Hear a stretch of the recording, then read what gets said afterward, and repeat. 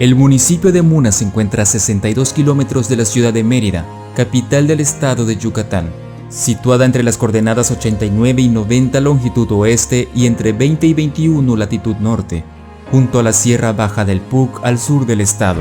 Todavía en el año 1900, Muna formaba parte del partido de Tikul. Muna era una población de aproximadamente 4.946 habitantes. Se conformaba predominantemente de mayas y de un reducido grupo de mestizos. La gran mayoría de los habitantes se dedicaba a las labores agrícolas. En la plaza principal del pueblo vivían los tzules, los de apellido español.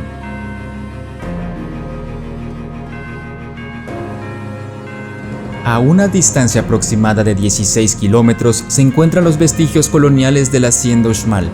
La antigua hacienda Uxmal fue establecida el 12 de mayo de 1673, cuando el gobierno español de la época, a través del gobernador y capitán general interino de la península, concedió al capitán y regidor don Lorenzo de Evia en virtud de sus méritos y servicios.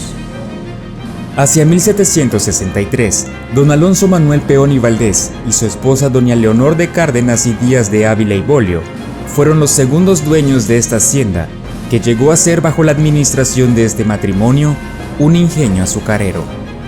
Don Alonso Manuel Peón hereda esta hacienda a su hijo Alonso Luis Peón y Cárdenas, quien contrajo nupcias con doña María Joaquina Cano y Ro, quienes fueron los terceros dueños de esta hacienda y que subsecuentemente la heredan a su cuarto hijo, Simón María Judas Rafael de Peón y Cano, más conocido por la sociedad peninsular del siglo XIX como don Simón Peón y Cano, miembro de una caudalada familia que poseía magníficas haciendas en un gran recorrido que iba de Mérida a Uxmal y en otros puntos de Yucatán. El conjunto de edificios estuvo compuesto por la casa principal, el corral y la casa de máquinas, que tiene dos chimeneas, una cuadrada y otra redonda. La primera es la más antigua y en ella se destilaba alcohol de caña, que era cultivada en la hacienda y servía para proporcionar azúcar y alcohol a sus habitantes.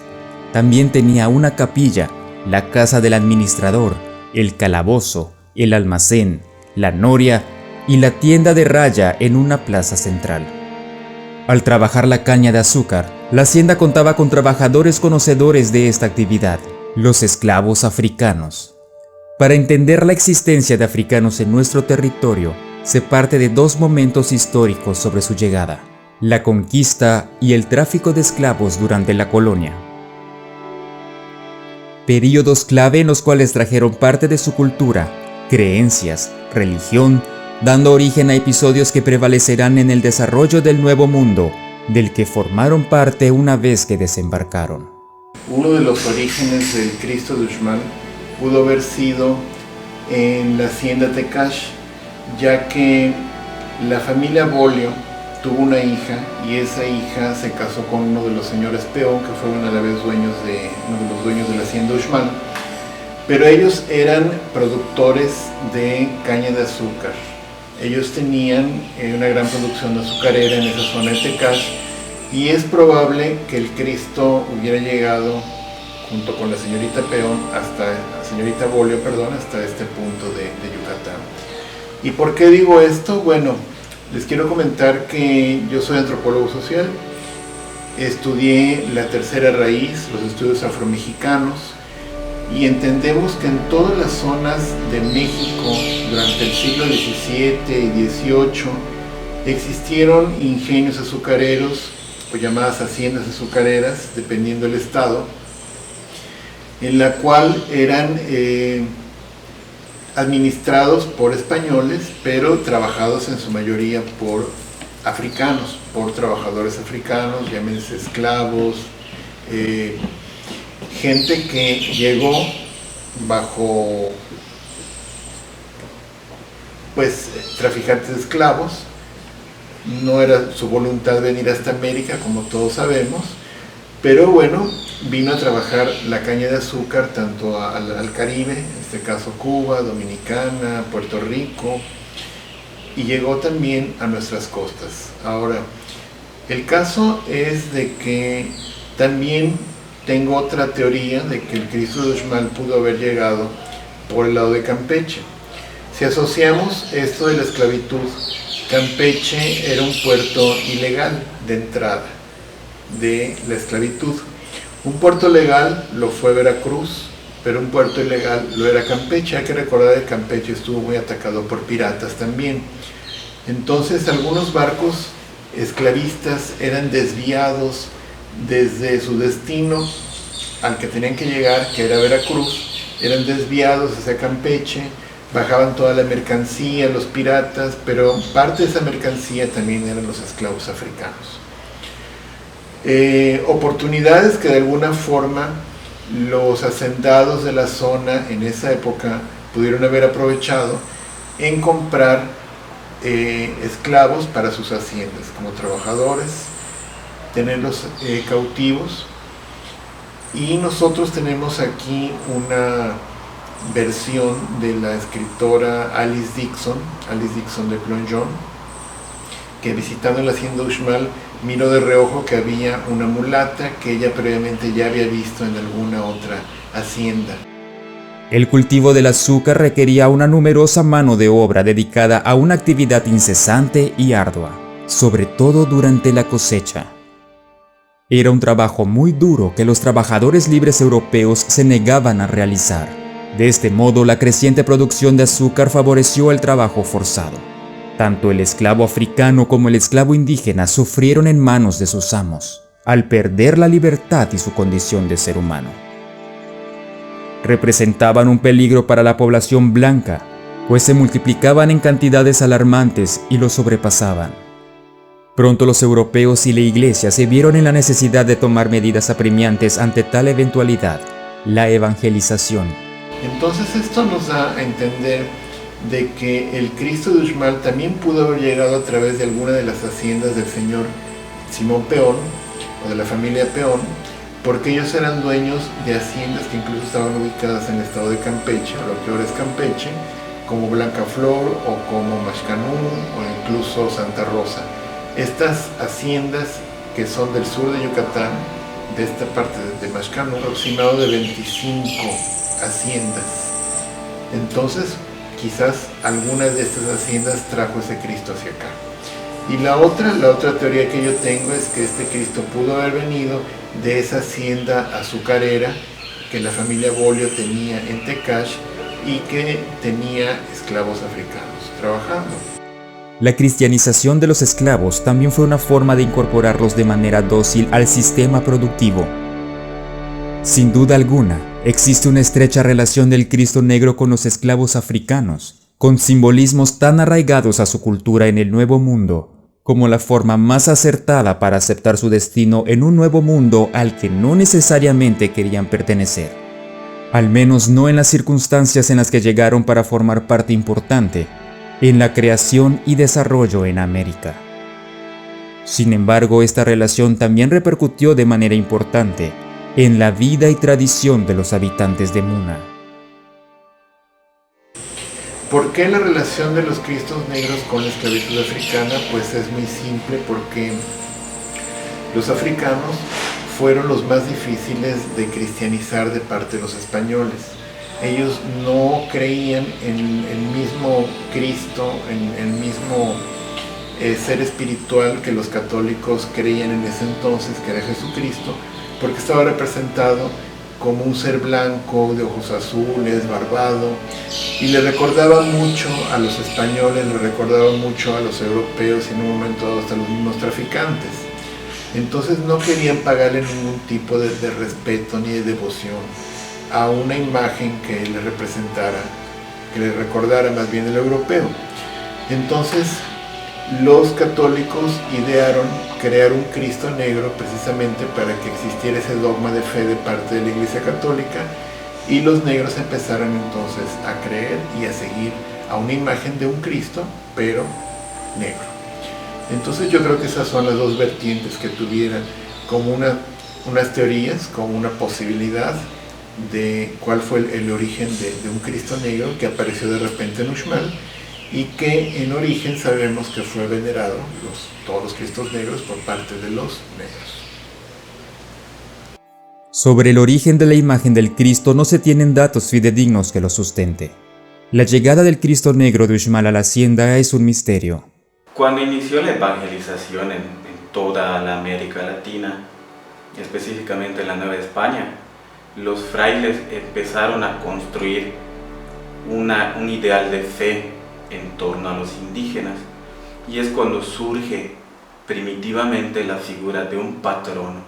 El patrono es esta imagen de un santo, de la Virgen María o de Jesucristo, que se vuelve en el centro de devoción de una comunidad. Si nosotros nos vamos a devociones históricas de Yucatán, nos encontramos con la del Cristo de Ixmul de Peto, con la de la Virgen de Izamal en Izamal. Si nos vamos al poniente, nos encontramos también con el Cristo de Amor y con Nuestra Señora de Tetis, que son figuras que van teniendo en la sociedad una presencia de fe, alguien a quien yo pedirle favores, que me ayuden en ciertas dificultades, en problemas a los que yo me enfrento.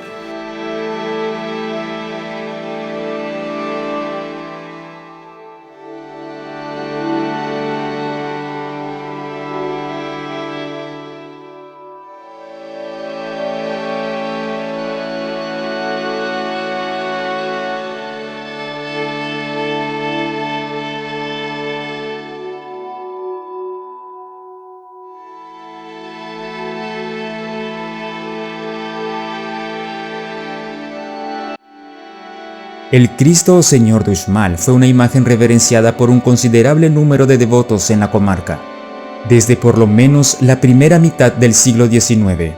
Dentro de dicho contexto, los miembros de la élite local organizaban las actividades para festejar al santo patrón del pueblo, el Cristo o Señor de Uxmal, imagen llevada en procesión desde la hacienda del mismo nombre hasta la iglesia parroquial de Muna, la cabecera municipal. Durante los sucesos de 1919 en la plaza principal del pueblo o el centro, vivían exclusivamente la gente visible, ¿no? Los tzules, los tenderos, los comerciantes, los de apellido español, los cuales fungían como autoridades locales y patrones de numerosos habitantes del lugar. Eran estos mismos los organizadores de las fiestas del pueblo, el carnaval, las fiestas patronales y las fiestas cívicas. Dentro de dicho contexto eran estos miembros de la élite local los que cada año, por lo menos desde fines del siglo XIX y en el inicio de la Semana Santa, para el Lunes Santo, organizaban las actividades para festejar al santo patrón del pueblo, el Cristo o Señor de Uxmal. Imagen llevada en procesión desde la hacienda del mismo nombre hasta la iglesia parroquial de Muna, la cabecera municipal. Una vez concluida la Semana Santa, seguía el novenario a principios del mes de mayo. Posteriormente, a fines de este mes, eran organizadas en el barrio de San Bernardo corridas de toros, vaquerías, peleas de gallos, misas, novenarios, venta de aguardiente. Concluidos los festejos, el Santo Cristo era regresado a la capilla de la hacienda Uxmal. Durante la Revolución Mexicana, en Yucatán los enfrentamientos entre los integrantes de los partidos socialista del sureste y el Partido Liberal fueron constantes. Numerosos pueblos alentados por el primero de los partidos políticos desafiaron abiertamente a las clases dominantes de sus lugares. Los brotes de violencia fueron generalizados en Yucatán en los años siguientes al inicio de la Revolución Mexicana y acrecentados durante el periodo socialista.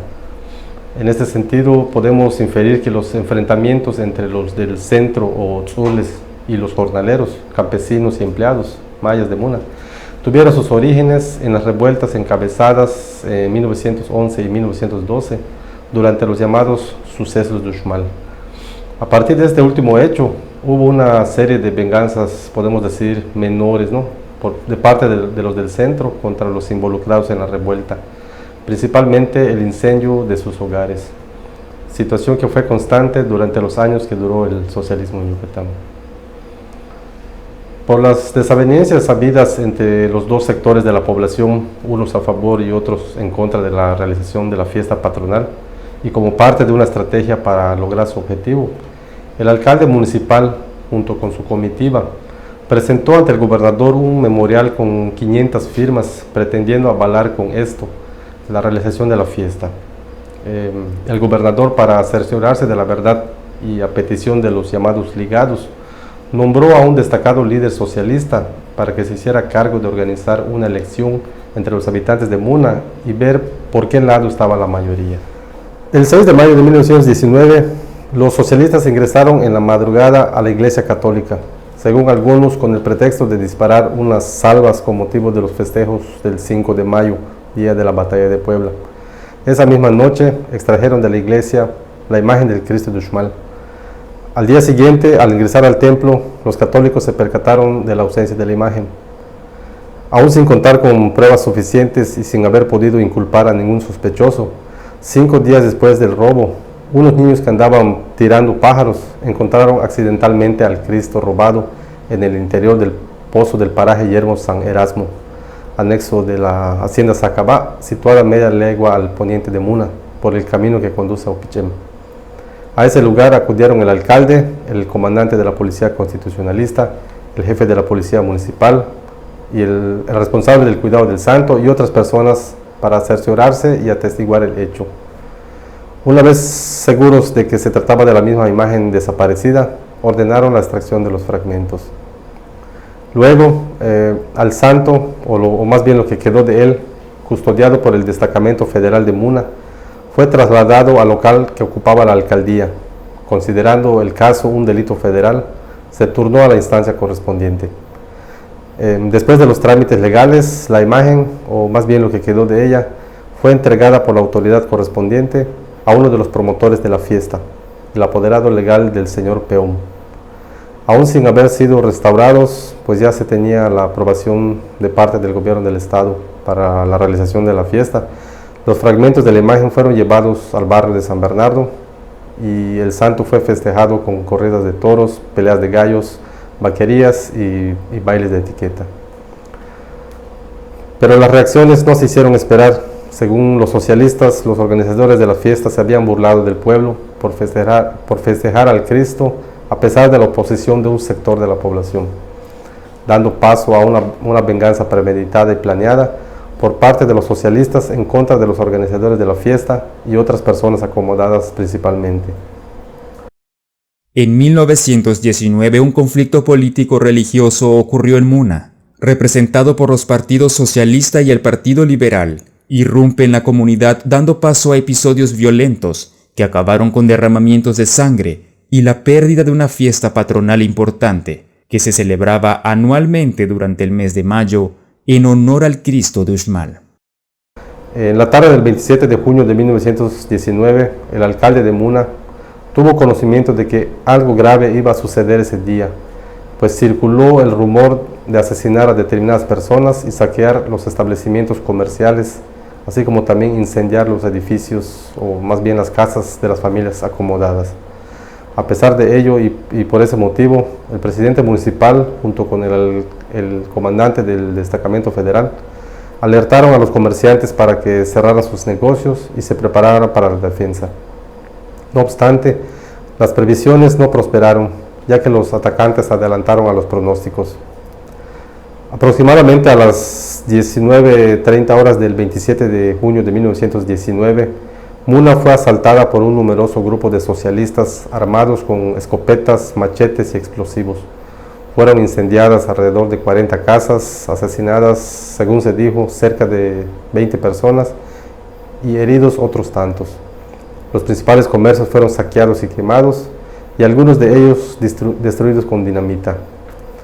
Praje de Zavala, el escultor que había sido contratado para restaurar al Cristo de Uxmal, fue ultimado ese mismo día cuando se encontraba trabajando la imagen. Primero fue macheteado por los alzados, luego rociado con petróleo junto con el Cristo para posteriormente prenderles fuego.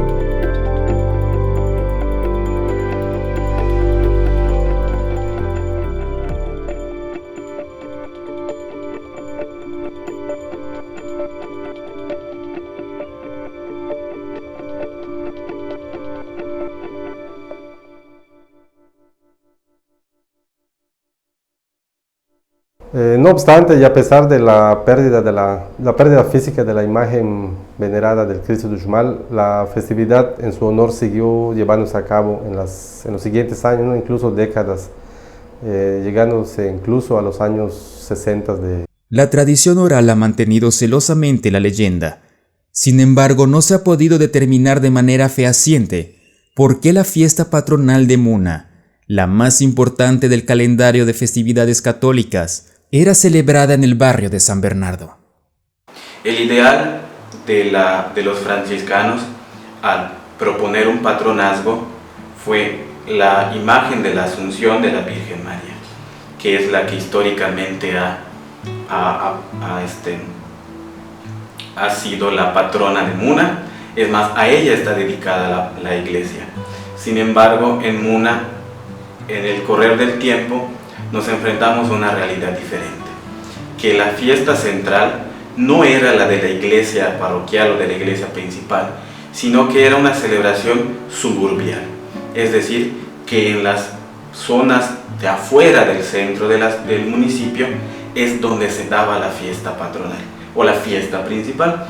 Y nosotros vemos este caso en Ticul, donde la iglesia está dedicada a San Antonio de Padua, pero la fiesta principal es en honor al Cristo de San Román, que se encuentra en la colonia San Román de la ciudad.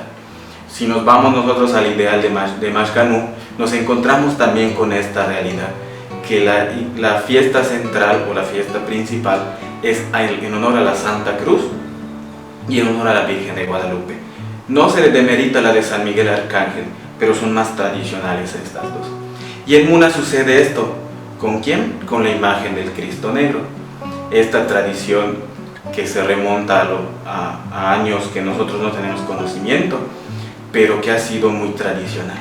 Esta peregrinación que se hacía de traslado del Cristo desde Uxmal hasta Muna para que se hagan sus festividades. Que esta realidad de las peregrinaciones actualmente solo existe en Buxots, cuando se traslada a la Virgen hasta Tzoncahuich para que le hagan su fiesta igual, es la Inmaculada Concepción. También esta peregrinación que existe en Tetis y la peregrinación que existe de la imagen de Santa Clara en Tizantún, que es la más larga que existe, porque aproximadamente es un traslado de 10 kilómetros de la imagen desde el puerto de Santa Clara hasta la ciudad de Tizantún para que se le haga su festividad. Sucedía lo mismo en Muna. 16 kilómetros caminaba la sociedad munense para traer al Cristo para que se le haga su fiesta en el barrio de San Bernardo. Con la abolición de la esclavitud, la adoración del Señor de Uxmal se volvió una tradición que alcanzó el matiz de fiesta patronal del pueblo de Muna, que culminó con un conflicto político-religioso que tuvo como resultado la destrucción del Cristo Negro de la hacienda Uxmal, para posteriormente dar un realce a otras festividades de la comunidad y finalmente dar paso a las festividades en honor de la Virgen de la Asunción como nueva fiesta patronal de la comunidad. Tristemente apareció el momento duro de la circunstancia y tuvo un cruel desenlace, porque la imagen del Cristo es destruida y con ello desaparece también la fiesta. Entre este momento asiago y hasta el remonte de la fiesta patronal en honor de la Asunción hay un vacío que quizás fue llenado con la fiesta de San Isidro, que es otra fiesta tradicional que igual ahora ya está en decadencia. Pero nos vamos a centrar específicamente ahora en la fiesta de la Asunción. Entender a la imagen de la Asunción como la patrona principal del municipio y cómo es que a partir de los años 70 se empieza a hacer para ella una festividad importante. Se dice que el párroco en aquel entonces, junto con otros fieles católicos de Muna, empezaron a tener esta iniciativa de construir la fiesta patronal en honor a la Virgen, que es una talla muy fina, que se dice que históricamente vino de Guatemala, junto con otras 3 imágenes que se les llama hermanas. Tiene un parecido muy grande con la imagen de la Asunción que se encuentra en el municipio de Mama. Es más, hay una imagen comparativa de ellas en donde se las presenta y tienen rasgos muy similares. nada más que la de acá es mucho más fina que su hermana, como podríamos llamar, que se encuentra en Mamita. Otra de las características que tiene la imagen de la Asunción en nuestra parroquia es que estaba preparada para ser en cierta medida vestida, es decir, tenía una estructura que era de bastidor. Lo único que ella tenía de un material precioso, como podría ser madera, eran los brazos, que son articulados, y la parte del pecho hacia la cabeza. Ya luego posteriormente se le hace su cuerpo completo, que si nosotros lo observamos con minuciosidad es un cuerpo recto y los pies son muy toscos a comparación de las manos. Entonces ahí se nota que no fue hecho de una misma estructura. Y algo muy interesante que ella ha tenido, como todas las imágenes de la Virgen María, se las presentaba o se las presenta a una hora muy españolizadas. ¿En qué sentido? En el sentido de que son vestidas, vamos a llamarlas así, de catrinas o un estilo muy europeo, que en cierta medida sí atraía la devoción de los fieles, pero que también los diferenciaba, porque nos encontramos ante una sociedad de mujeres mestizas, de mujeres indígenas, que aún portan en su traje regional, que es el hipil, y que también como que discordaba con la figura religiosa a la que le tenían devoción, que en este caso es la Virgen María. Caso particular es el de nosotros en Muna. ¿Por qué? Porque a partir de los años 90, un sacerdote que llegó a la comunidad tomó la iniciativa de que la imagen de la Virgen sea únicamente vestida con terno. Y desde esa fecha hasta la actualidad, la imagen sigue siendo vestida con ternos, que la comunidad, las mujeres y familias de Muna le van donando cada año. Que esto gira también ante un sentido de pertenencia y un sentido de identidad. La mujer mestiza, la mujer de Yucatán, la mujer yucateca, y sobre todo la de Muna, cuando llega la fiesta patronal, empieza a tener esa alegría de poder estrenar un hipil, un terno. ¿Por qué? Porque sabe que cuando llegue la fiesta de agosto, yo me estoy identificando con mi patrona, porque ella viste igual que yo, porque ella comparte también en su vestimenta mis tradiciones. Y es así como también la fiesta patronal, en todo el contexto general, genera una identidad en las personas. ¿Por qué? Porque a quien yo le tengo devoción, a quien yo le tengo fe, es como yo, viste como yo, y quizás en algún momento yo mismo en mi ideal le voy a dar a que piense igual que yo. ¿Por qué? Porque va a entender mis necesidades, va a entender mi situación y va a poder ayudarme. Todo eso en el contexto de la fe.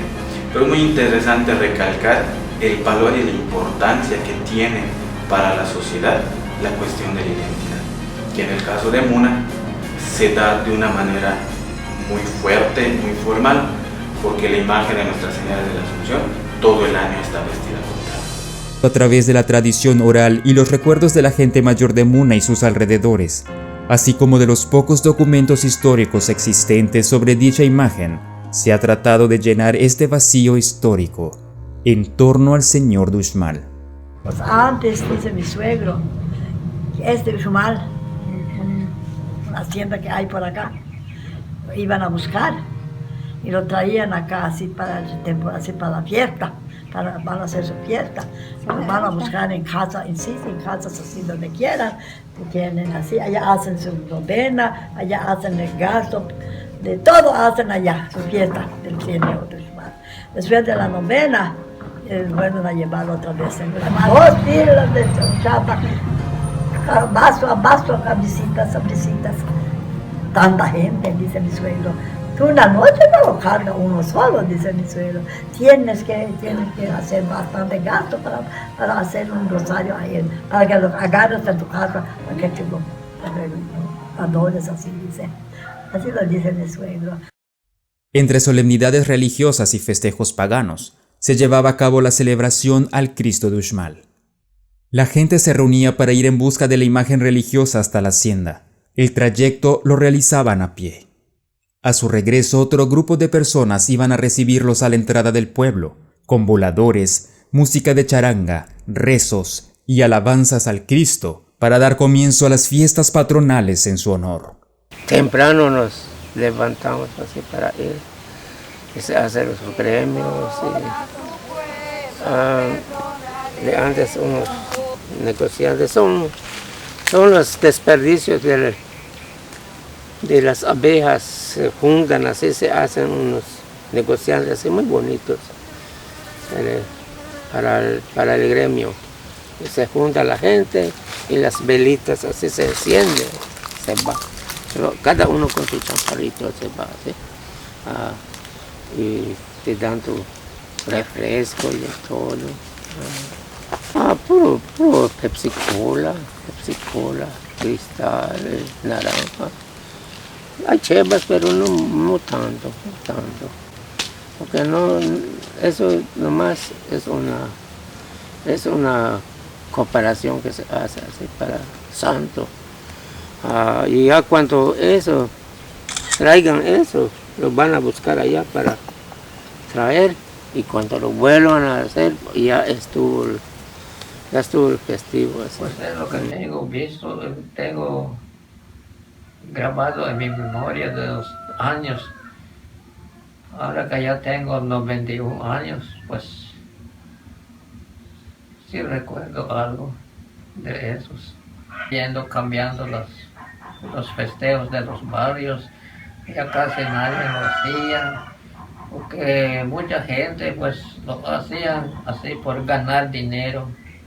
Ese fiestero que te dije que es Mercedes Duarte, él gana o pierde, él no le importa nada, está haciendo era un fiestero muy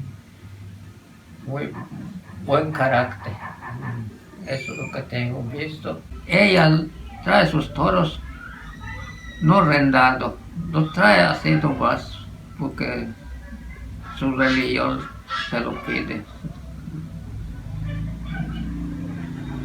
Pues es una señora así, blanca, y el cuerpo muy así, no muy gorda ni muy delgada.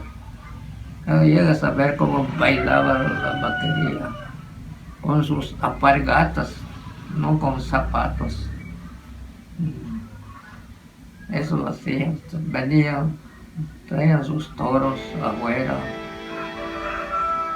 pero así caminando venían, no en vehículo, porque no había tránsito, no había camino pero si llegabas a ver esa época, lleno de flor de mayo, hay que estar adilados, tiras así grandes, todo el frente de la iglesia estaba lleno con flores, hay de estar adilados desde barba de coco, hay que de hilo, hay que son de copas nomás así, pero cuando estás llegando allá sientes el olor que está dejando el olor del flor de mayo, porque allá es lo que sea paraguayo. El 29 de junio de 1919, la prensa conservadora dio a conocer los hechos de manera parcial, nutriéndose por la información proporcionada por su corresponsal en Muna, destacando que lo que ocurrió había sido motivado por diferencias religiosas, por la oposición que tuvieron en la realización de la mencionada fiesta en honor al Cristo de Uxmal, santo patrono de Muna. Con motivo de los sucesos de Muna, fueron aprehendidos poco más de 50 personas, en su mayoría jornaleros y campesinos mayas, mismos que fueron embarcados en el vapor Tamaulipas, desde el puerto de Progreso hasta Veracruz, y de ahí trasladados a la Ciudad de México para ser juzgados por el delito de rebelión. Aunque el conflicto tuvo un matiz religioso, fue motivado por cuestiones políticas, étnicas y de clase, en un intento por reivindicar a los campesinos mayas.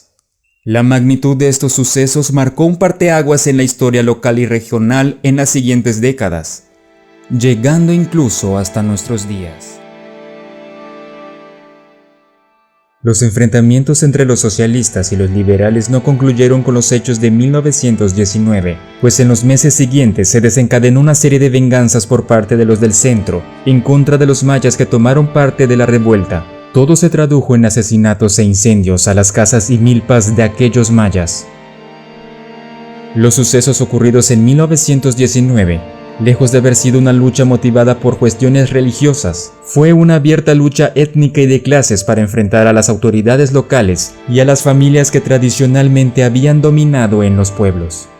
Es por eso que a raíz de lo sucedido en esos años, se puede hablar de un antes y un después de la historia de Muna. Después de la agitación vivida durante la Revolución, gran parte de la clase acomodada del pueblo abandonó este lugar para irse a vivir a lugares como Mérida y Ticul. A partir de 1930, una tercera parte de la población ya residía en estas ciudades. Hubo gente que regresó cuando las condiciones políticas fueron más favorables, y hubo quienes se establecieron definitivamente en los lugares a donde habían migrado. Asimismo, el socialismo practicado en Yucatán abrió espacios políticos a los mayas en instituciones en las que antes no les daban cabida. Se muestran a campesinos mayas ocupando cargos en este cuerpo municipal a partir de los años 30 del siglo XX, conservándose con ligeras variaciones hasta nuestros días.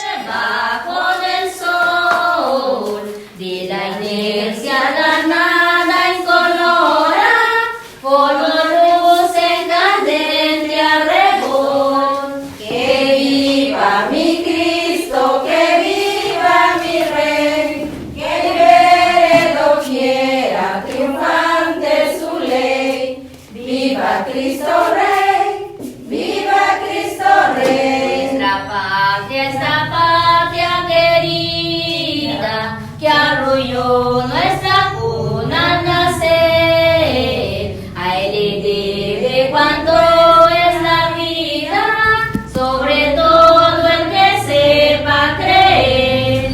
Que viva mi Cristo, que viva mi Rey, que quiere lo quiera, triunfante su ley. Viva Cristo Rey, viva Cristo Rey. Joaquín